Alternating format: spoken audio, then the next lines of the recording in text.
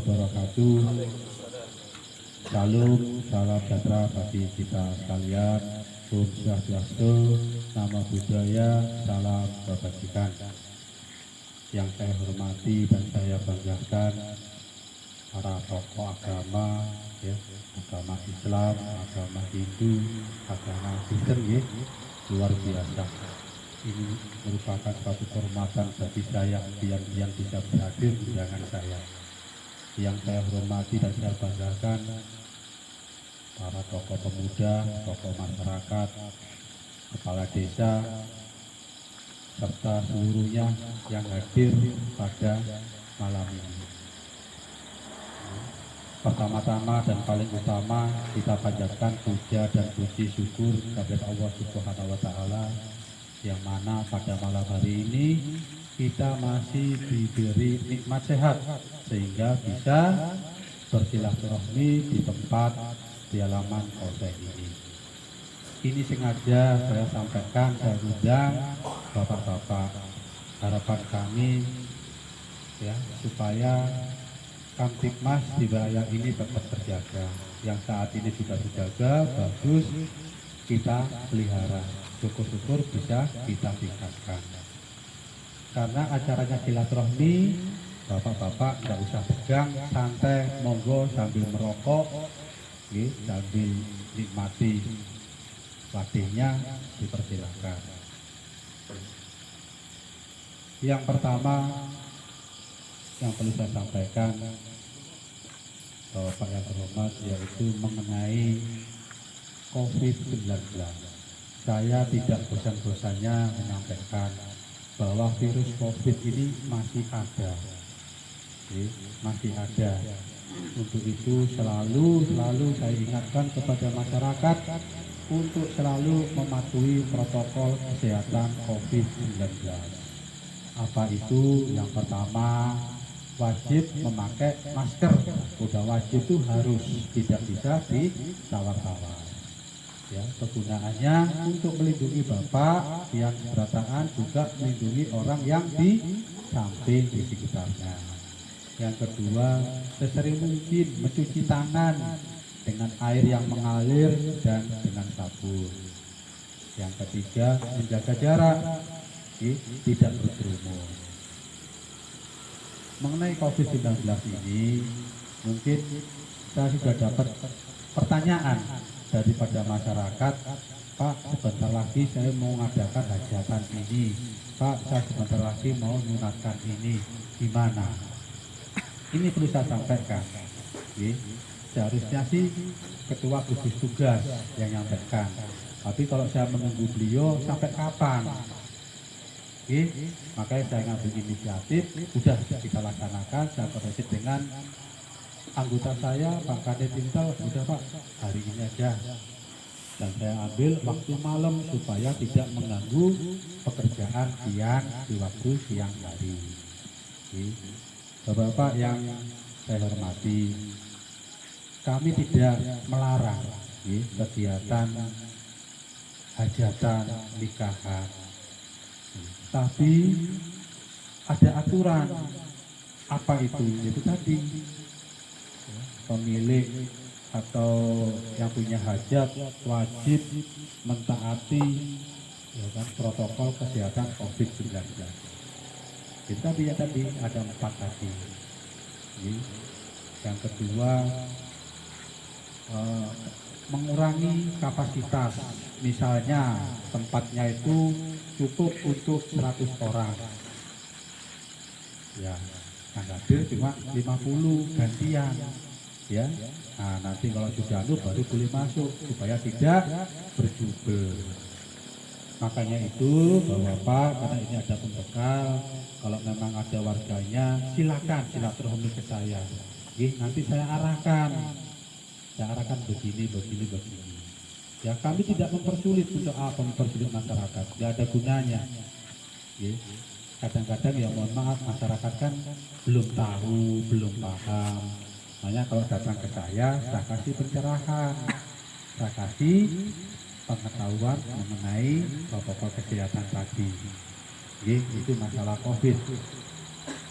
Paham ya?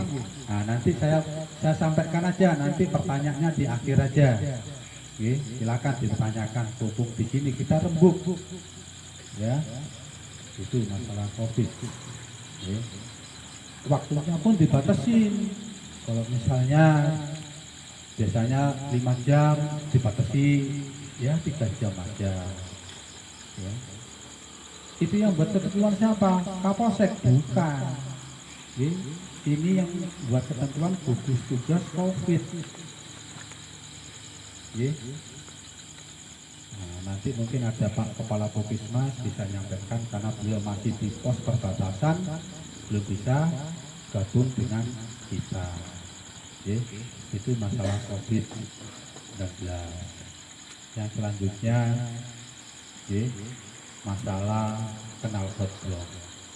Makanya ini saya undang, ya, toko spare part sepeda motor, toko bengkel sepeda motor.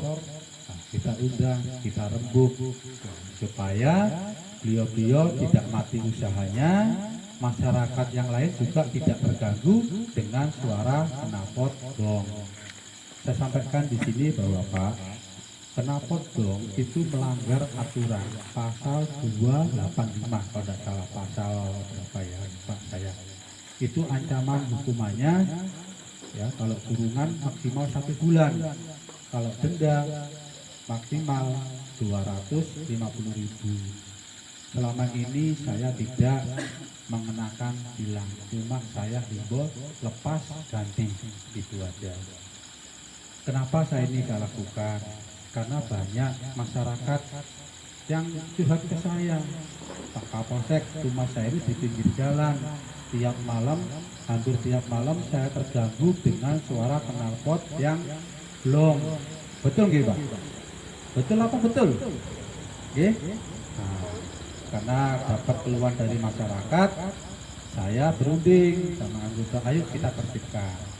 Banyak memang tantangannya, banyak. Tapi saya tetap humanis, saya jelaskan ini melanggar undang-undang lalu lintas. Ini banyak keluhan dari masyarakat. Saya jangan sampai timbul permasalahan karena ada yang mengancam, ya, karena saking emosinya mau melempar, kan tidak bagus, ya, nanti timbul masalah. Ini benar ini Pak, ada yang nyampaikan saya, ya, baru tidur, beliau ini sakit gigi, wah, nggak bisa tidur, begitu tidur sebentar knalpot belum lewat, suaranya nyaring di samping rumah, keluar mau dilempar, untung sudah jauh. Untuk itu saya tertibkan knalpot blong. Alhamdulillah, ya, selama operasi ketupat kemarin bulan puasa sama di perbatasan ini hasilnya ada sekitar 75, iya Pak, 75 knalpot blong. Tapi masih banyak. Untuk itu saya kerjasama, mohon kerjasamanya, ya, pemilik bengkel dan toko spare part untuk tidak memfasilitasi, ya. Oke, Pak, yang punya bengkel,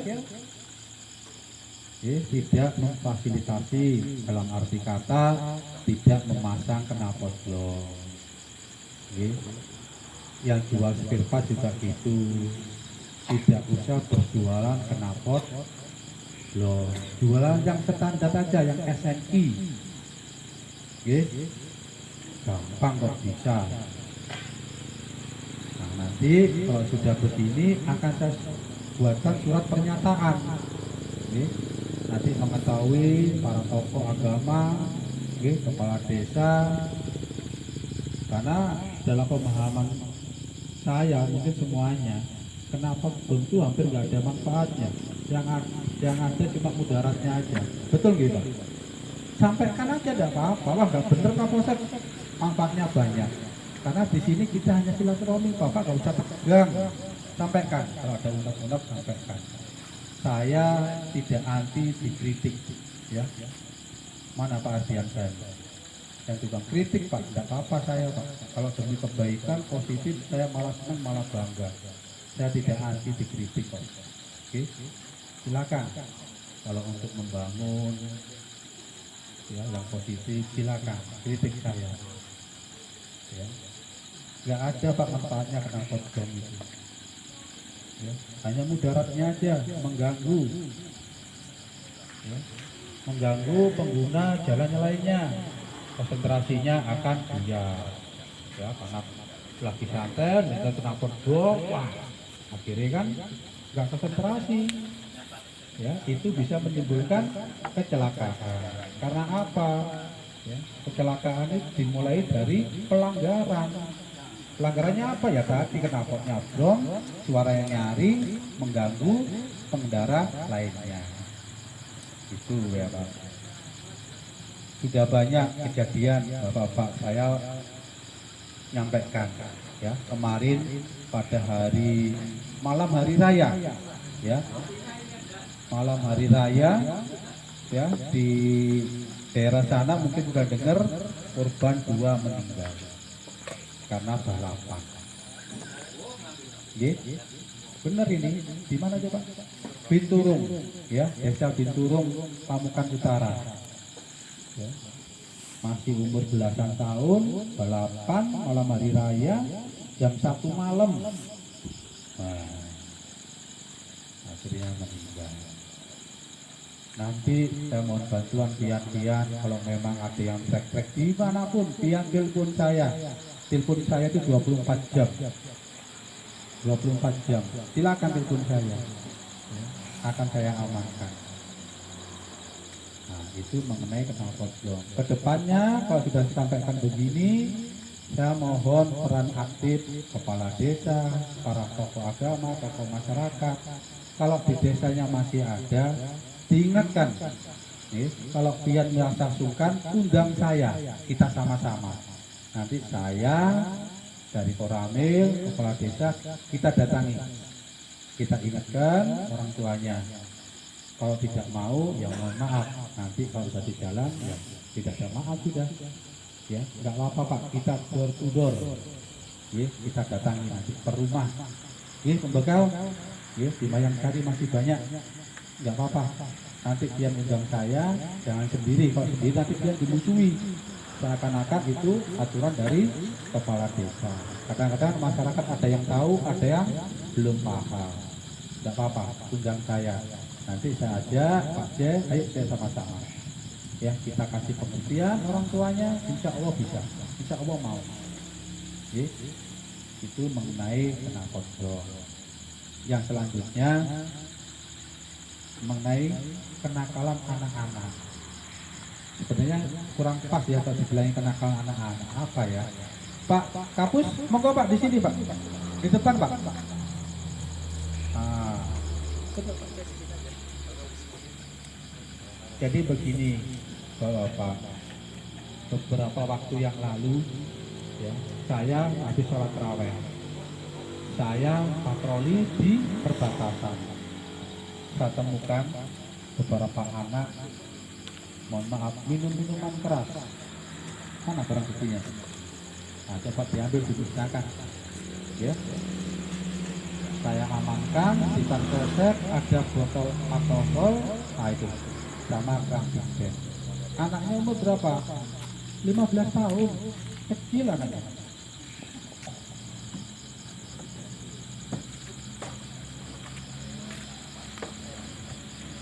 Ini mohon maaf, ini barang buktinya. Barang buktinya. Ini satu orang aja, beberapa orang.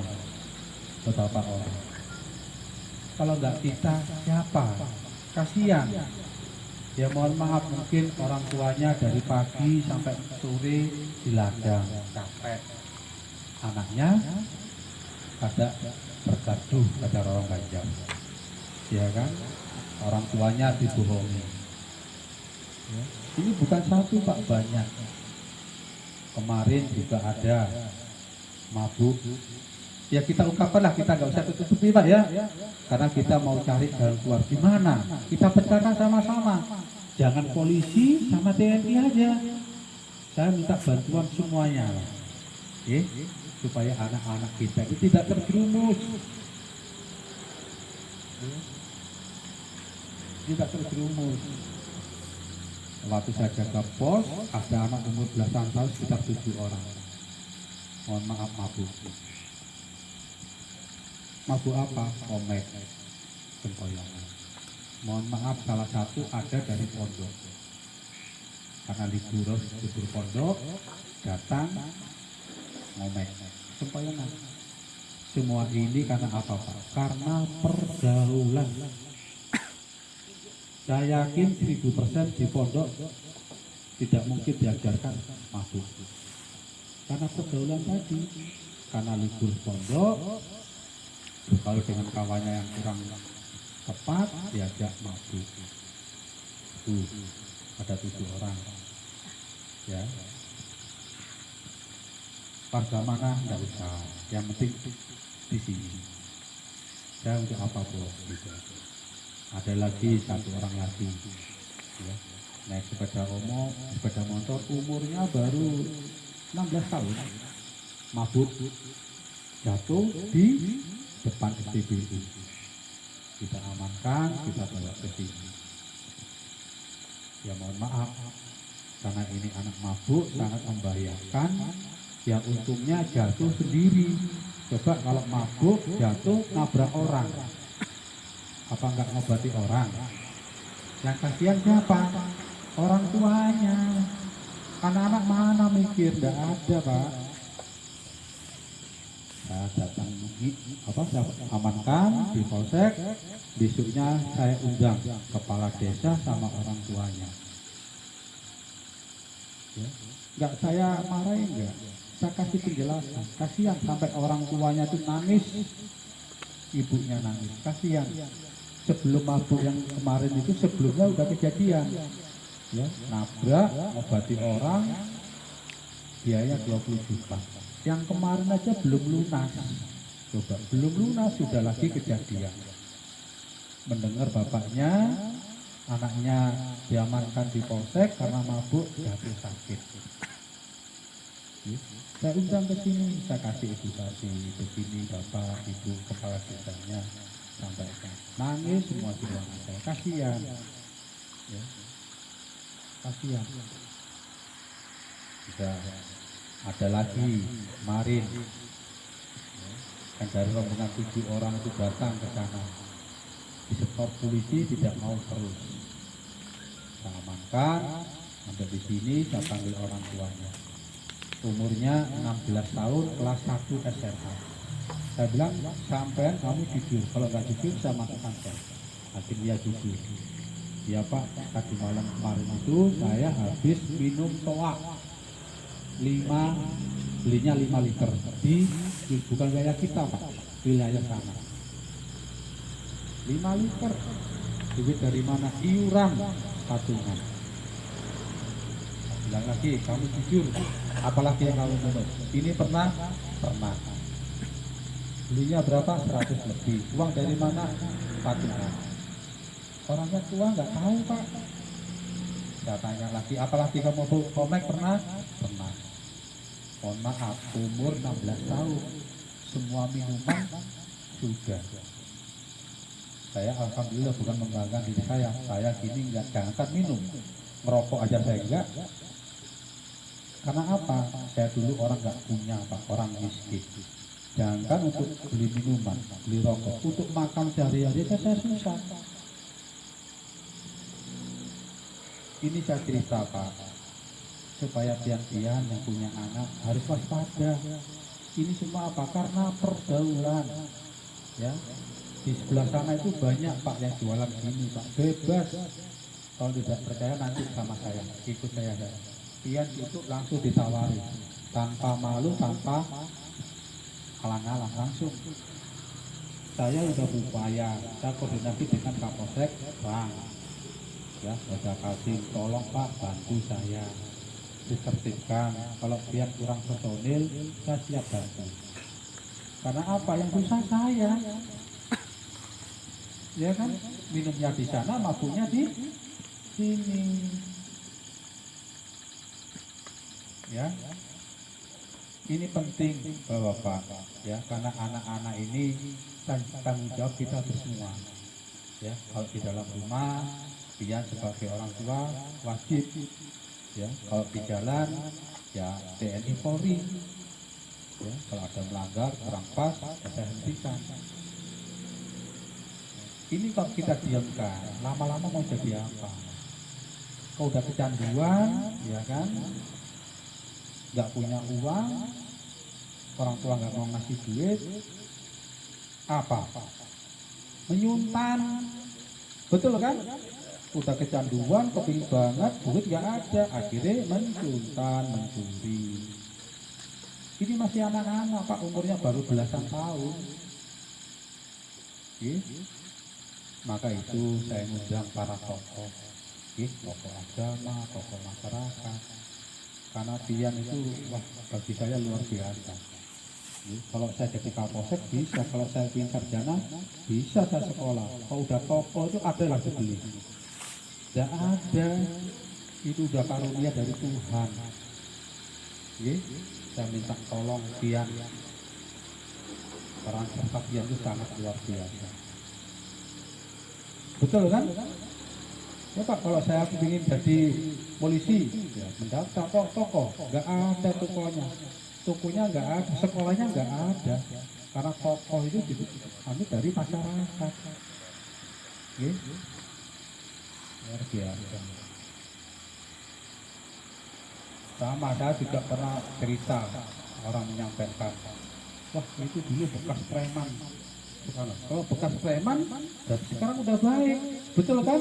Sekarang jadi pembekal, betul kan?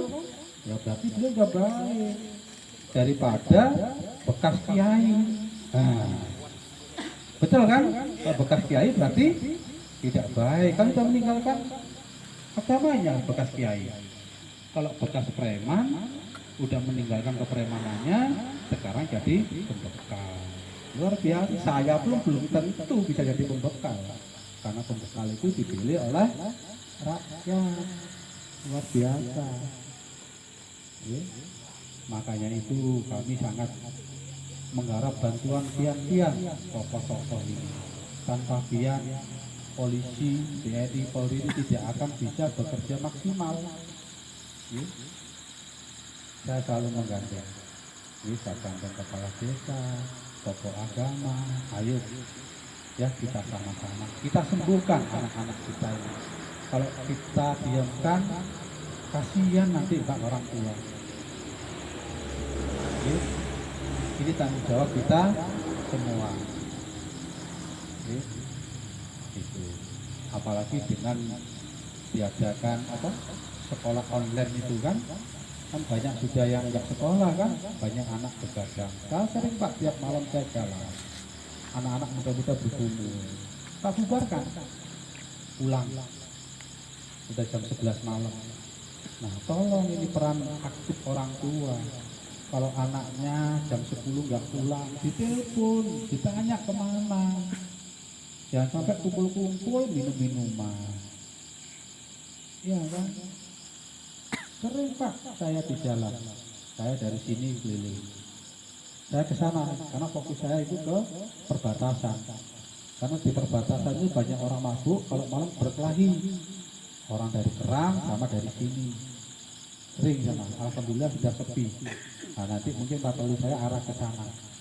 Ya, karena informasi tadi di sana banyak anak kebut-kebutan, anak balapan kalau malam. Tolong ditelepon saya. Kalau biar nggak telepon ya anggota saya kan sedikit Pak. Sama saya 14 2 kecamatan. Tanpa bantuan pian-pian saya nggak akan bisa bekerja maksimal. Kabari saya, nanti saya telepon Pak Datamil. Ayo Pak, kata anggota kita sama-sama. Apa kita tangkap ya? Enggak. Kita bawa ke sini, kita panggil orang tua, kasih pengertian. Kita suruh bikin surat pernyataan supaya tidak mengulangi lagi. Itu aja sudah. Ya. Itu masalah anak-anak. Ya kadang-kadang saat ini itu sudah kita sebagai orang tua itu salah juga. Kalau saya dulu di pengalaman saya kecil dulu Pak ya, saya belajar ngaji di Langgar. Ditanya sama guru ngaji saya, kamu nggak sholat berapa? Saya sholat subuh 2 rakaat. sholat zuhur 4 rakaat jadi 6. Dipukul Pak, kita katakan di sini 6 kali. Habis dipukul saya lari ke kamar mandi, saya masukkan karena saya saking panasnya. Nggak ada orang tua yang komplain. Betul? Sekarang, ayo anak biar dijewer guru kalau nggak ngadu ke polsek. Betul nggak Pak Wisnu? Nah, itu Pak. Kalau kita tuh didik begitu, enggak Pak Edi. Didikan orang tua dulu memang gitu. Kita nggak sholat, pukul, nggak berani kita bohong. Kalau anak sekarang berbohong sama polisi itu berbohong. Saya tanya, kamu anak mana? Mayang Sari. Padahal bukan. Kalau nyampe di sini berarti kamu bohong sama aku. Iya Pak, karena saya habis minum. Nah. Coba Pak, dihentikan polisi aja nggak mau ditabrak. Alasan remnya blong. Sepeda motor baru kok remnya blong, saya coba. Udah berbohong Pak, anak sekarang berani. Karena itu tadi.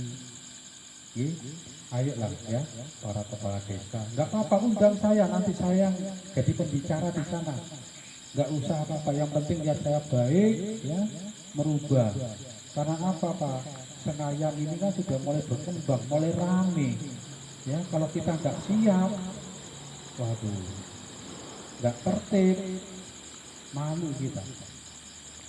Ya, kalau saat ini saya masih ke knalpot, ya. Nanti kalau udah tertib, mungkin plat nomor saya wajibkan pakai plat nomor. Kenapa ini? Karena kami sama susah Pak. Kalau ada orang melapor, Pak, saya kehilangan kendaraan.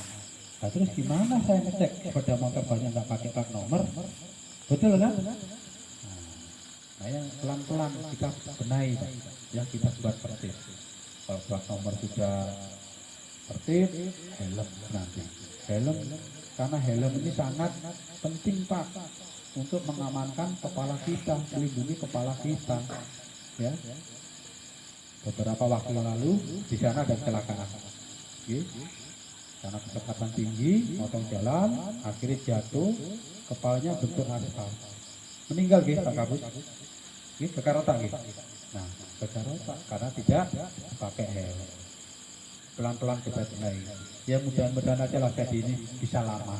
Jadi bisa membantu masyarakat di Sengaja.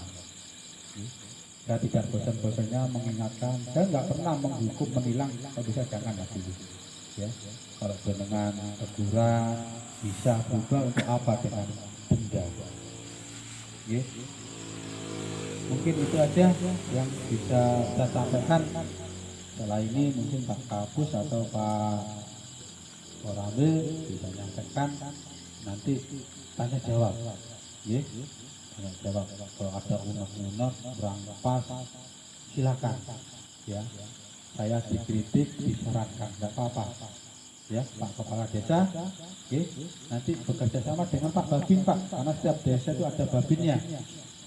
Kalau babinnya sibuk, yang telepon saya sama saya. Saya di sini banyak nganggurnya kok. Saya mohon maaf, Pak, saya orangnya nggak bisa diem. Kalau saya diem di kantor stres saya.